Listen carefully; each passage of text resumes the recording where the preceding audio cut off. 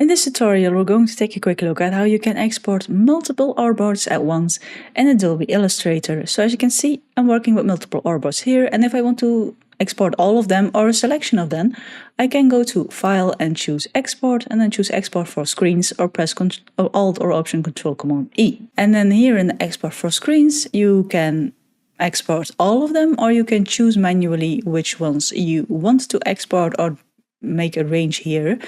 So I'm just going to choose which ones I want to export, like that.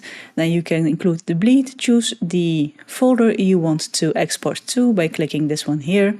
And you can open it after you exported it, and you can even add some formats or scales here. So let's say I want format to be the same as it is in a PNG. I can add the format twice the size also in PNG, but I can also say I want a JPEG here, and the -20 is what it will add after the file name when you export it.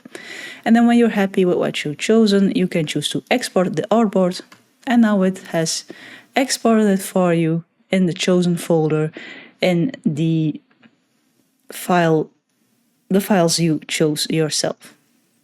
So that's how you can easily export multiple artboards all at once in Adobe Illustrator.